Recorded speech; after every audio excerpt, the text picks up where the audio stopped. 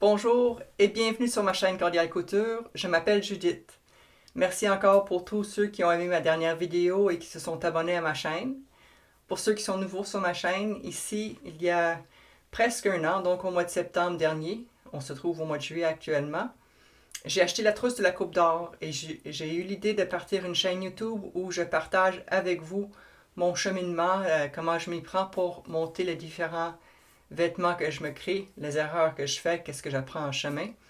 Parce que je trouvais que sur YouTube, il y avait beaucoup d'exemples de traçage de patrons, de temps en temps, quelqu'un qui fait des exemples de la Coupe d'Or, mais pas quelque chose de continu. Alors, je vais l'offrir pour ceux qui hésitent à acheter la Coupe d'Or à cause du fait qu'il n'y a pas d'instruction de montage, et aussi pour ceux qui l'ont et qui ne savent pas trop comment s'y prendre. Alors aujourd'hui, je fais ce petit haut rose ici, celui qui est au milieu avec le cordon. Il vient de la collection numéro 6 classique.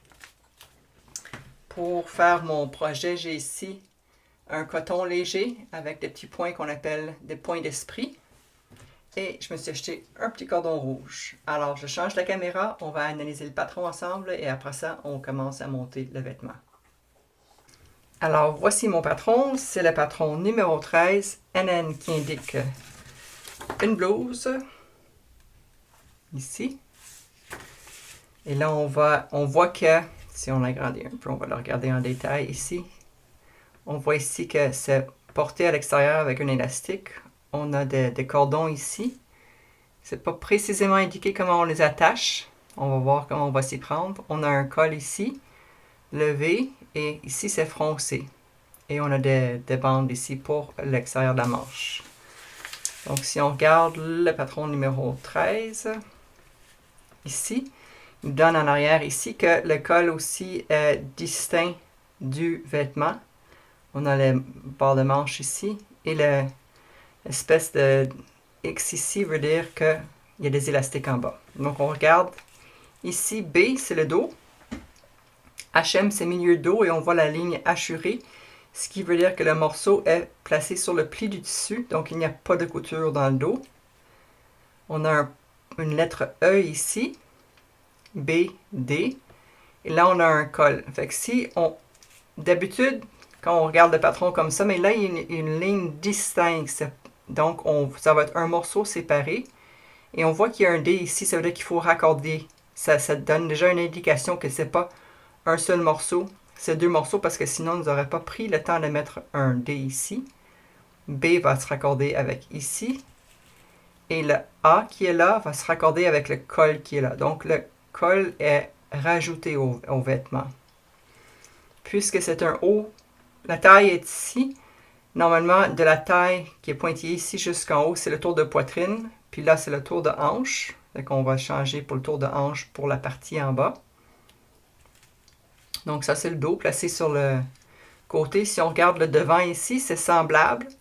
On voit cette ligne ondulée qui veut dire qu'on va devoir froncer pour que cette longueur-là rentre dans cette longueur-là de col. Donc, il faut que vraiment froncer. Puis, c'est ça qui fait les fronces en avant ici. On voit que c'est froncé.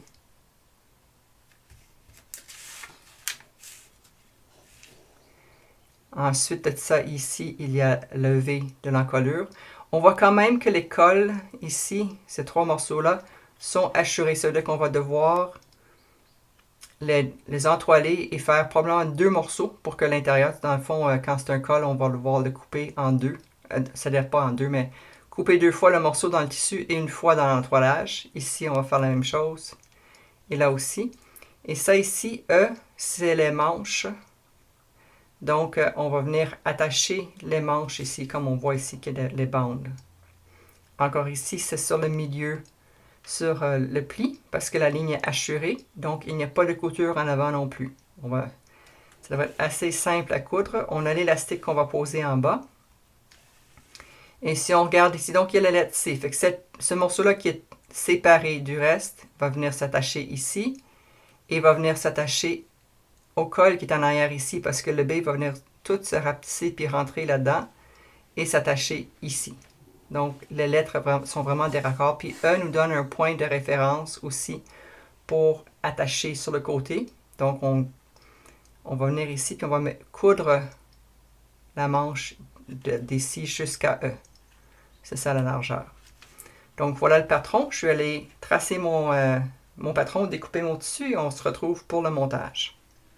Alors là, on se retrouve pour l'assemblage du haut. Alors cette fois-ci, j'ai fait quelque chose de différent par rapport à mes autres vidéos. C'est que je n'ai pas ajouté la valeur de couture à mes patrons. Je vais vous expliquer dans la conclusion pourquoi je choisis de faire ça. Donc voici ma valeur de couture de 5/8 de pouce. La première étape, ça va être d'attacher les deux épaules ensemble et les deux côtés jusqu'à ici. Il faut savoir où est le point pour la manche. Et ça, c'est une bonne question. Il doit y avoir un point ici. On regarde 1, 2, 3, 4. 1, 2, 3, 4. J'ai un point ici. Donc, on va coudre jusqu'ici. Et la même chose sur ce patron-là. On va faire on va trouver le point qui est ici. Donc, le côté commence ici, jusqu'en bas. La même chose de l'autre bord. On pourra se donner des repères. Donc, les épaules, les deux côtés et on revient. Bon, alors là, on a fait nos points de faux filet ici pour être capable de froncer les deux bords. Là, j'ai ma parmenture ici. Et la prochaine étape, c'est que je vais la poser. Normalement, je fais cette étape-là à la fin, mais en regardant le modèle et en y réfléchissant, c'est mieux de le faire tout de suite parce qu'après ça, le col va venir prendre tout ça ensemble. Donc, exceptionnellement, je mets la parmenture tout de suite. J'ai découpé mes deux morceaux qui vont aller comme ça. Et la prochaine étape, ça va être de coudre ensemble ici pour qu'on puisse ouvrir et faire un V. Alors, je vais aller coudre ça et on va venir placer la parmenture. Alors là, j'ai cousu, puis là, j'ai dû découdre un peu. Il faut s'assurer que ça corresponde à l'ouverture qui est ici. Donc, on va mettre la pointe en bas ici. Venir aligner ça ici. On va épingler tout le tour. On va venir coudre la valeur de couture pour être capable après ça de retourner la parmenture comme ça. Je vais juste vous montrer comment je veux dire de l'épingler.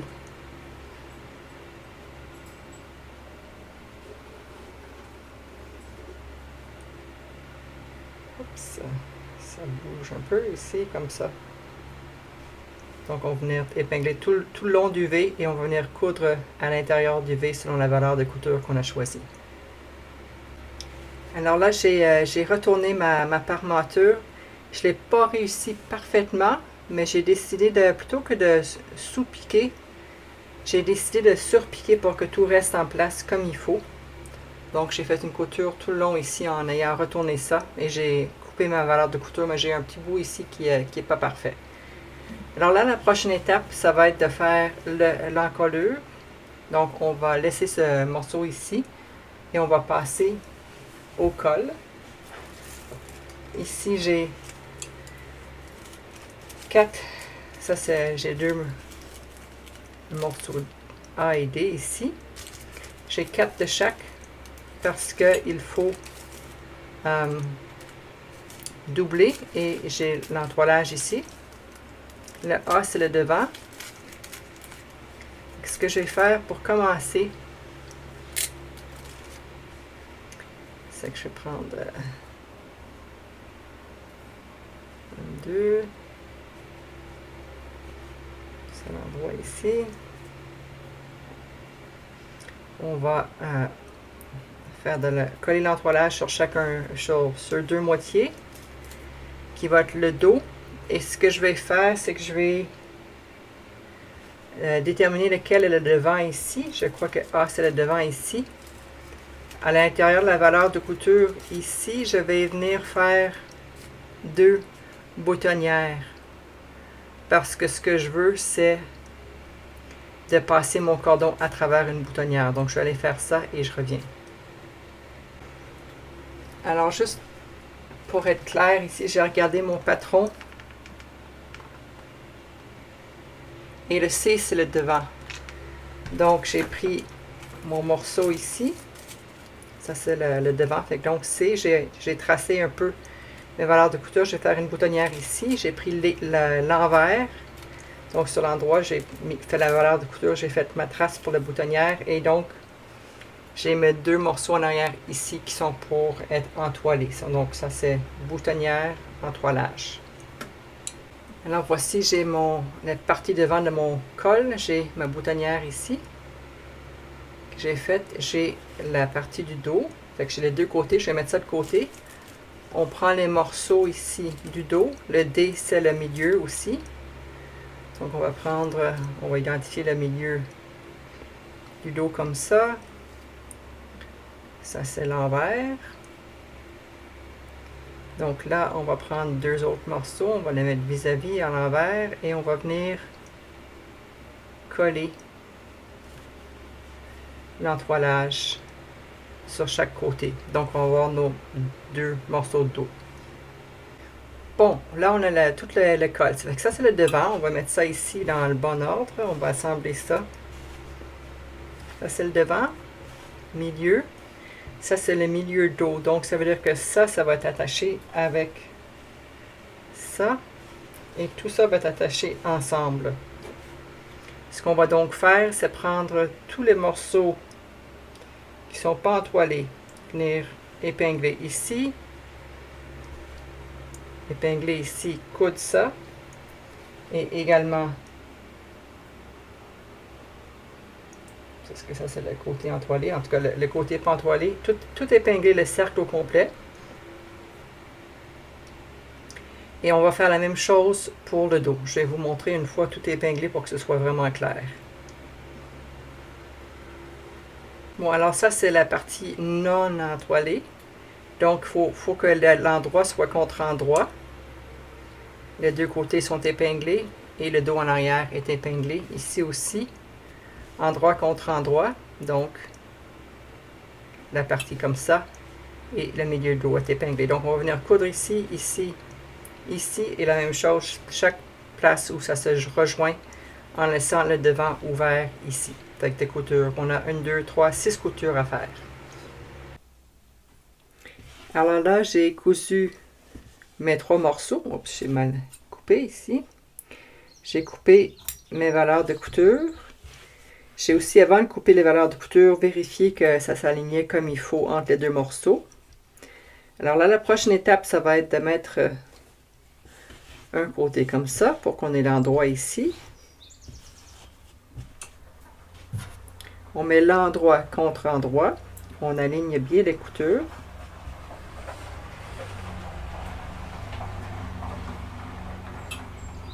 Comme ça.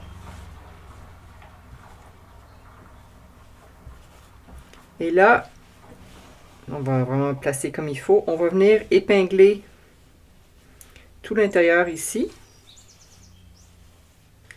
Et jusque sur le côté, mais sur le côté ici, la partie qui a l'entoilage, on va le retourner pour que la valeur, l'équivalent de la valeur de couture comme ça, pour que ce soit comme ça.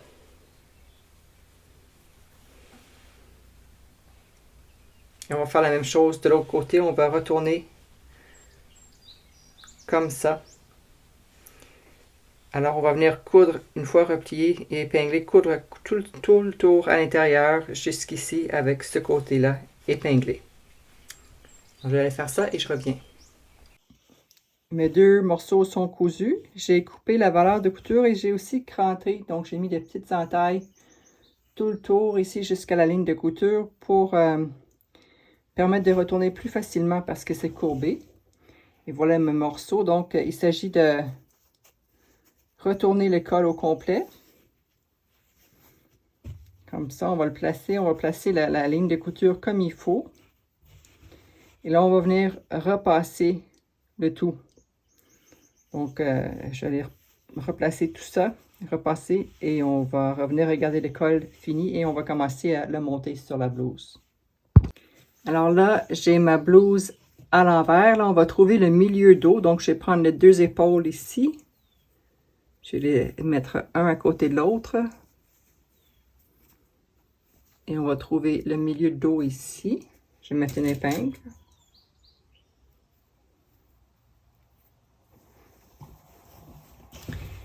Et là, on va prendre notre col. L'endroit, c'est le côté qui a les boutonnières, dans le fond.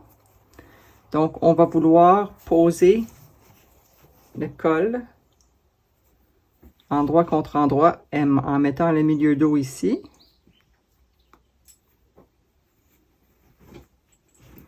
On va faire tout le tour. Ici en arrière.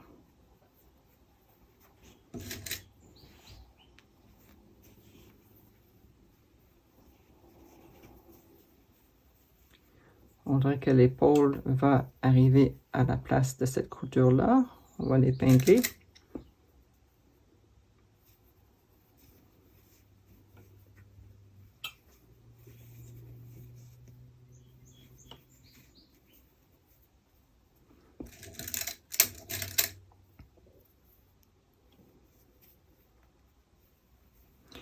Et là, pour qu'on arrive ici en avant, dans le fond, cette partie-ci, on va les coller ensemble ici. Ça doit arriver ici.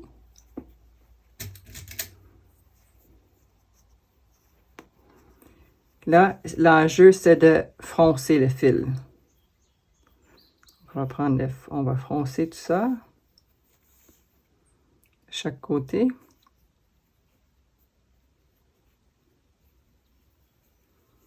Je retrouve mes fils de fronce là-dedans. J'ai trop de fils. On va froncer par ici, ça va être plus facile.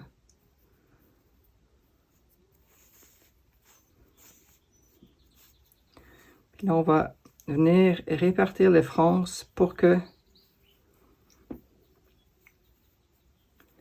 on remplisse d'une façon égale la longueur du col.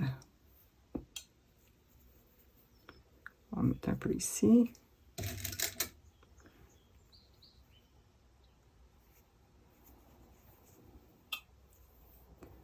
C'est encore un peu.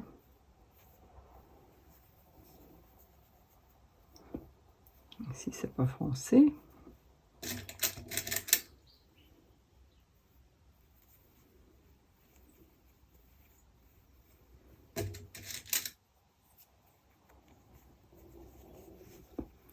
Voilà, et là, ce qu'on va faire,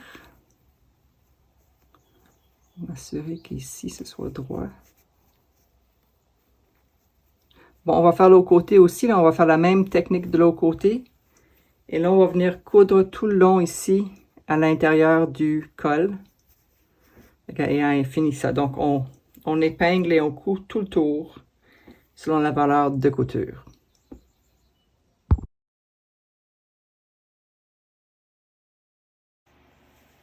Alors là, j'ai terminé de coudre à la main le col à l'intérieur.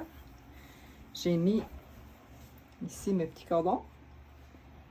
Donc le col est complété. Ce qui me reste à faire, c'est, j'ai commencé par le bas, puis après ça, on va faire les manches. Donc j'ai passé un zigzag le long du bord de mon tissu parce que je n'ai pas de fil rouge de surjet. Si vous avez une surjeteuse, vous faites ça. Je l'ai replié une fois. Pas beaucoup. Puis après ça, je le retourne à l'envers. Ça va être plus facile là, pour travailler. Je vais aussi le retourner encore une fois parce que je vais faire un coulisseau dans le fond dans lequel j'ai passé mon élastique. Donc, il faut que ce soit assez large quand je couds pour passer l'élastique. Alors, je vais épingler ça tout le tour. Je vais venir coudre mon coulisseau. Et je vais laisser sur un des côtés, je vais laisser un 2 pouces ici ouvert pour être capable de passer l'élastique. Puis après ça, on va pouvoir le refermer.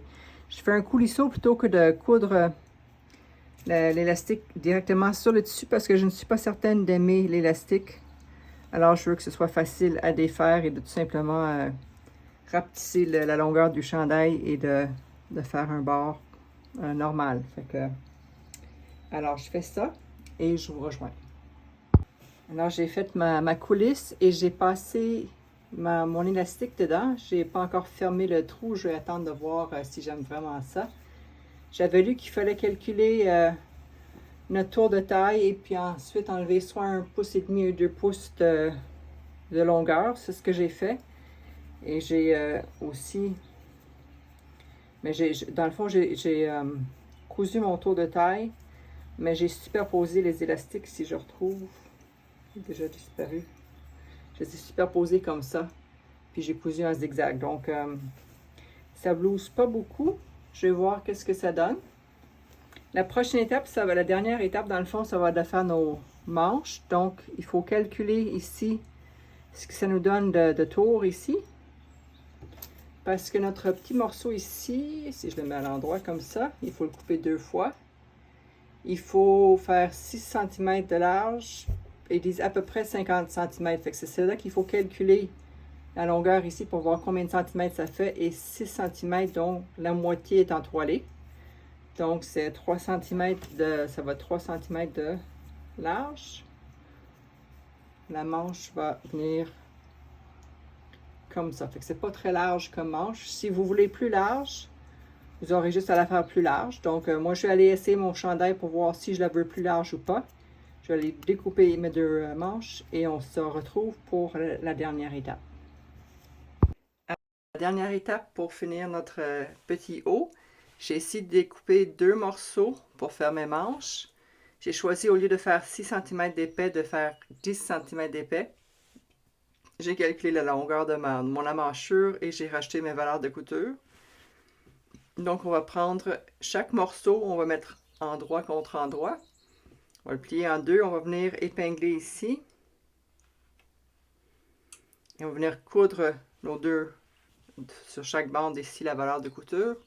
On finit la couture et une fois terminé, on va venir plier la manche ici pour qu'elle soit envers contre envers et on va la presser pour que ça nous fasse une manche comme ça. Alors on fait ça et on revient pour la poser sur le haut. Alors là, on devrait avoir 2 morceaux qui ressemblent à ceci. L'endroit est à l'extérieur et l'envers est plié comme ça. Et on va prendre la couture du bas ici et on va venir la poser ici sur la couture du bas en bas. Donc ici, je l'ai déjà fait. J'ai ma couture ici. Donc ça va venir se placer avec les côtés non finis ici. On va venir les épingler à l'intérieur. Donc j'ai ma chemise à l'envers, endroit contre endroit, et j'épingle tout le tour ici de ma manche. Et on va venir coudre chaque côté. Finir la couture, repasser le tout, et le haut est fini. Bon, alors juste avant d'aller l'essayer, je vais vous montrer le résultat final. Donc ici, j'ai mes manches qui sont attachées. Et ça ressemble à ça en dedans. J'ai fini avec mon ciseau cranteur. Pour le col, on a les petits plis ici en avant de chaque côté. J'ai fait des boutonnières pour passer mon cordon. La partie que j'ai oublié de filmer, c'est que j'avais replié le collet ici et j'ai tout cousu à la main à l'intérieur, comme ça. Ça, c'est la parmenture ici. Comme je dis l'autre jour, j'ai comme pas tout à fait bien cousu la pointe ici, mais sinon le reste, j'ai fait une surpiqûre pour que ça reste en place au lieu d'une sous-piqûre.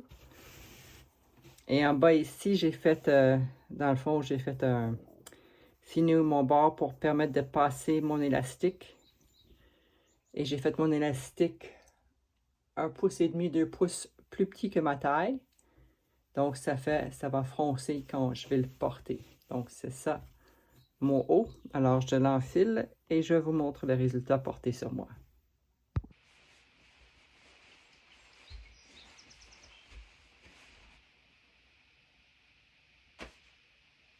Alors voilà ma blouse, c'est parfait pour aujourd'hui. Ils annoncent très chaud, donc je vais pouvoir la porter et vraiment en profiter. Une chose que j'avais mentionnée lorsque je fabriquais mon vêtement, c'est que cette fois-ci, j'ai décidé de ne pas rajouter les valeurs de couture directement sur mon patron papier, mais je les ai plutôt rajoutées lorsque je cousais. Et la raison pour laquelle j'ai fait ça, c'est que j'ai lu que c'était préférable de ne pas le faire. Et je crois que la raison, c'est que si on veut ajuster le patron, c'est beaucoup plus facile de voir la vraie mesure du patron sans la valeur de couture rajoutée. et de faire les ajustements en conséquence. Donc je vais commencer à faire ça parce que je veux, maintenant que j'ai comme un peu mieux saisi comment monter les différents vêtements, travailler sur l'ajustement de mes patrons pour que ça arrive très bien au niveau des épaules et aux différents endroits. Donc c'est ça que je vais faire. Et là j'ai, entre le temps que j'avais commandé ma commande chez la Coupe d'Or au Canada, j'ai reçu mon nouveau cartable, comme ça. Et je me suis abonné aussi également à l'abonnement trimestriel, donc j'ai reçu le supplément pour l'été. J'avais aussi, j'en ai profité pour commander le supplément du printemps parce qu'il y a, je crois, une paire de jeans taille forte qui est intéressante là-dedans.